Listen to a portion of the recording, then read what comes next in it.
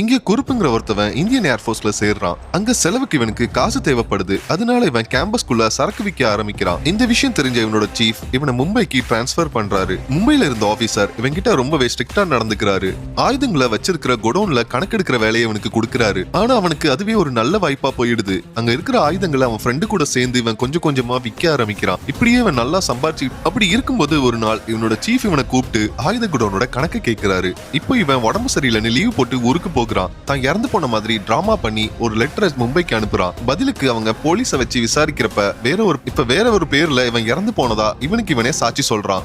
அடுத்ததா வெளிநாடு போற இவன் அங்க நல்லா சம்பாரிச்சு ஊருக்கு திரும்பி வரான். வந்தவன் தான் ஃப்ரெண்ட்ஸ் கிட்ட இந்த மாதிரி நான் 8 லட்சம் ரூபாய்க்கு இன்சூரன்ஸ் போட்டிருக்கேன், நான் இறந்து போயிட்டா அந்த பணம் எனக்கு கிடைக்கும், அதனால என்ன மாதிரியே இருக்கிற ஒரு பணத்தை கொண்டு வாங்கன்னு சொல்றான். அவனோட ஃப்ரெண்ட்ஸ் எங்க தேடியும் இவன மாதிரியே பணம் கிடைக்காததுனால இவன மாதிரியே இருக்கிற ஒருத்தவனை கடத்திட்டு வந்து கொலை பண்ணிடுறாங்க. இந்த கேஸை விசாரிக்க வந்த போலீஸ் இந்த உண்மையை கண்டுபிடிச்சிடுறாரு. ஆனா குருப்போ தப்பிச்சு போயிடுறான். அந்த போலீஸ் அந்த கேஸை இன்னும் விசாரிக்கிறப்பதான் தெரிய குருப் அவனோட ஃப்ரெண்ட்ஸ் கிட்ட சொன்னதெல்லாம் பொய். ஏன்னா அவனுக்கு 8 லட்சங்கிறது சாதாரணமான காசு. உண்மையா என்ன நடந்திருக்குன்னா அந்த நாட்டுக்கு போனதும் அந்த நாட்டோட இளவரசன் கூட குரூப் க்ளோஸ் ஆகியிருப்பான். அந்த இளவரசன் சொல்லி குரூப் அவனுக்காக குருடாயில கடத்தி கொடுப்பான். அப்படி இருக்கும்போது அந்த இளவரசனுக்கு போக வேண்டிய காசை திருடுறதுக்காக குரூப் ஒரு பிளான் பண்றான். இந்த மாதிரி தான் ஊருக்கு போனப்ப ஒரு ஆக்சிடென்ட்ல இறந்து போனதா அந்த இளவரசனை நம்ப வச்சு அந்த காசை திருட நினைக்கிறான். குரு பிளான் பண்ண மாதிரி எல்லாம் பண்ணிட்டு அந்த போலீஸ் கிட்ட இருந்து இவன் தப்பிக்கிறதுக்காக மாறுவேஷம் போட்டுக்கிட்டு அந்த போலீஸை இவன் பின்தொடர ஆரம்பிக்கிறான். இவனை தேடி அவங்க எங்கெல்லாம் போறாங்களோ இவனும் அங்க போகிறான். அதனால அவங்க அடுத்ததா என்ன பண்ண போறாங்கன்னு இவனுக்கு தெரிஞ்சிடுது. அதை வச்சு அவன் அந்த போலீஸை ஏமாத்திட்டு கடைசியா கப்பல்ல தப்பிச்சு போயிடுறான். அந்த கப்பலுக்குள்ள போனதும் பார்த்தா அந்த இளவரசன் அந்த கப்பல்ல இருக்கான். அந்த போலீஸ் இந்த குரூப்போட பிளானை கண்டுபிடிச்சு அந்த இளவரசன் கிட்ட சொல்லி இருப்பாரு. அதனாலதான் அந்த இளவரசனும் அந்த கப்பல்ல இருப்பான். கொஞ்சம் வருஷத்துக்கு அப்புறம் இந்த போலீஸ் ரிட்டையர் ஆகி வீட்டுக்கு போறப்ப அவங்க ஆபீஸ்ல ஒரு ஃபேக்ஸ் வருது. அலெக்சாண்டர்னு ஒரு கிரிமினல் பத்தின ஒரு டீடைல் வருது. அது வேற யாரும் இல்ல, குரூப் தான். எப்படியோ அந்த இளவரசன் கிட்ட இருந்து குரூப் தப்பிச்சிடுறான்.